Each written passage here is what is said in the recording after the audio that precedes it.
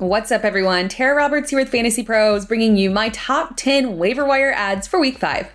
But before we get started, if you want a chance to win a signed Joe Mixon Cincinnati Bengals jersey, courtesy of our friends at Pristine Auction, you need to subscribe to the Fantasy Pros YouTube channel right now, comment below on this video, and that's it. We will be announcing the winner right here on the channel, so make sure you turn on those notifications so you can be alerted when new episodes are up and to claim your prize. Now let's go ahead and dive right in. Number 10, Khalil Shakir. The week 4 stats for Khalil Shakir aren't the reason he's on the list. He caught both of his 2 targets for 23 yards and had not a single reception prior to this game. But Jamison Crowder was carted off the field on Sunday, and Isaiah McKenzie left the game with a head injury. Given the new precautions the NFL is taking with concussions, it's very possible Buffalo will be without its 2 primary slot receivers. Shakir is a talented rookie who looked very solid in preseason and will likely have the opportunity to step in week 5 against a struggling Pittsburgh defense.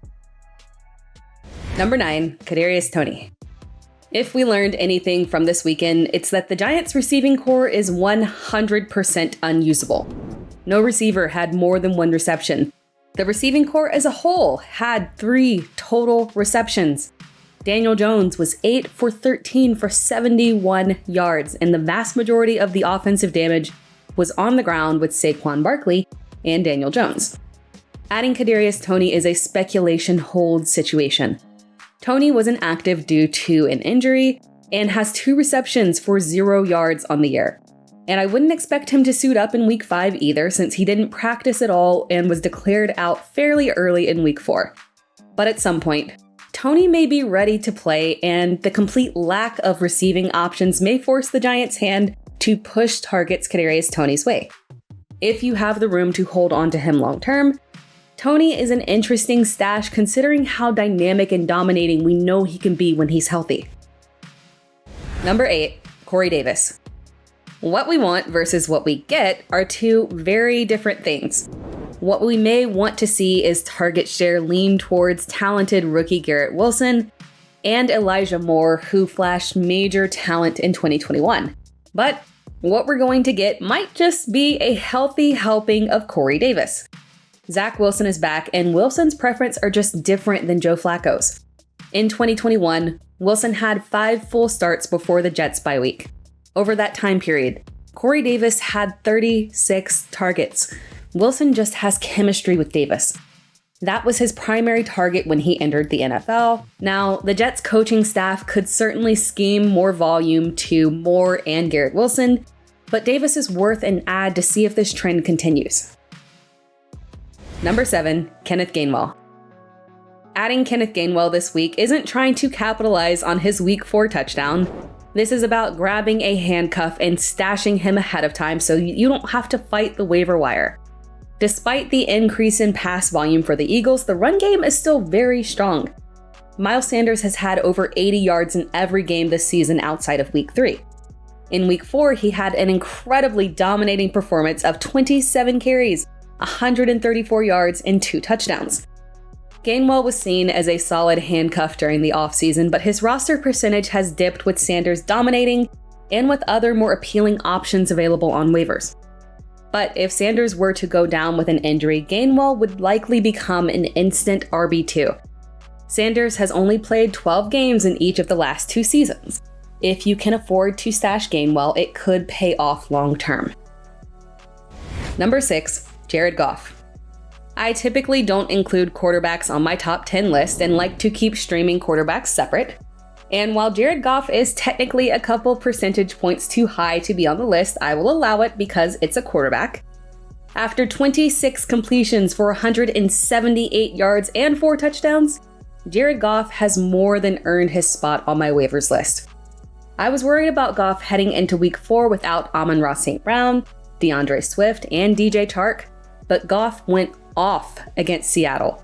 Goff now has 11 touchdowns on the year and showcased that even without his most dynamic weapons, he is still a top-tier streaming option. Goff has a solid floor around 15 fantasy points with a ceiling upwards of 30 points. He should be the preferred streaming option moving forward. Number 5, Mike Boone. I filmed this video on Sunday, so at the time of filming, we don't know the severity of the injury to Javonte Williams. And if Williams is out, it's very possible that it's just Melvin Gordon's season. But the Broncos love rotating backs, and if this love were to continue, that puts Mike Boone in line for increased volume. And to say Melvin Gordon struggled on Sunday is putting it lightly. Gordon had 3 carries for 8 yards and a fumble. Given the stats for both Williams and Gordon this year, if Gordon assumed a larger role but Boone was also worked into the lineup, Boone could still have RB3 upside. It's not a lot, but with the waiver wire being incredibly bare for running backs, Boone is worth a speculative add. Number 4, Josh Reynolds. Josh Reynolds stepped up as the wide receiver 1 for the Lions, catching 7 of his 8 targets for 81 yards and 1 touchdown. Prior to the game, I thought the lack of weapons would more so benefit TJ Hawkinson, and that was correct, considering that Hawkinson had an insane 8 receptions for 179 yards and 2 touchdowns. But what allowed Hawkinson to have such a dominating game, Jamal Williams to have over 100 yards on the ground, and Josh Reynolds to still be very productive is the fact that Detroit has no defense. It's non-existent. Their offense has to push high volume every single game because the defense is incapable of stopping literally anyone. Amon-Ra St. Brown was rolled out fairly early in week 4, and if he can't go again in week 5 or is limited in any capacity, you can start Reynolds in all formats. Number 3, Tyler Algier.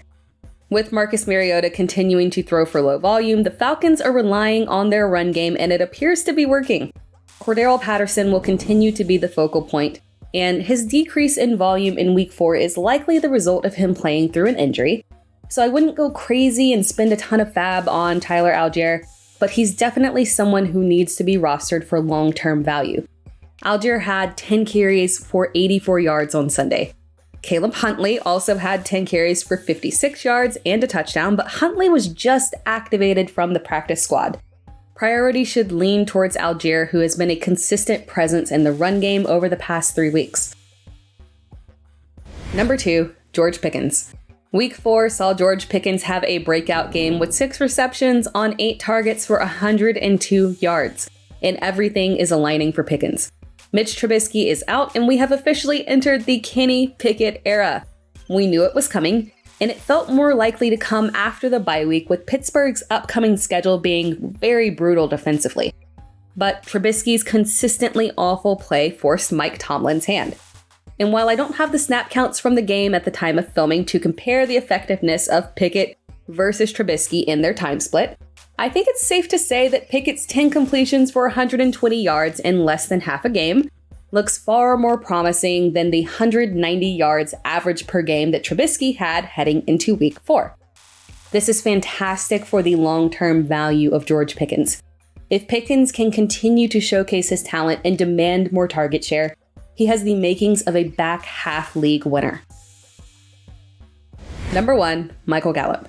While we don't know 100% who will be playing quarterback for the Cowboys in week 5, Michael Gallup is a must-add. CeeDee Lamb is still the wide receiver 1, and that simply isn't going to change. But Gallup returned to action this week, catching 2 of his 3 targets for 24 yards and 1 touchdown. Not bad for your first game coming back off of a torn ACL. When healthy, Gallup has been a solid wide receiver 3. And now he's in line to be the wide receiver 2 behind Lamb in a Dallas offense that is gelling surprisingly well. The wide receiver 2 in Dallas has always been high value, and Gallup should be rostered in all leagues. Thank you for watching this video. And remember, if you want a chance to win a signed Joe Mixon Cincinnati Bengals jersey courtesy of our friends at Pristine Auction, you need to subscribe to the FantasyPros YouTube channel right now, comment below on this video, and that's it. We'll be announcing the winner right here on the channel, so make sure you turn on those notifications so you can be alerted when new episodes are up and to claim your prize. Thanks for tuning in to the FantasyPros YouTube channel. Don't forget to check out our featured videos. And while you're at it, make sure to follow us on Instagram, Facebook, and Twitter at FantasyPros, so you can get the latest news and updates to give you the edge you need in your fantasy league.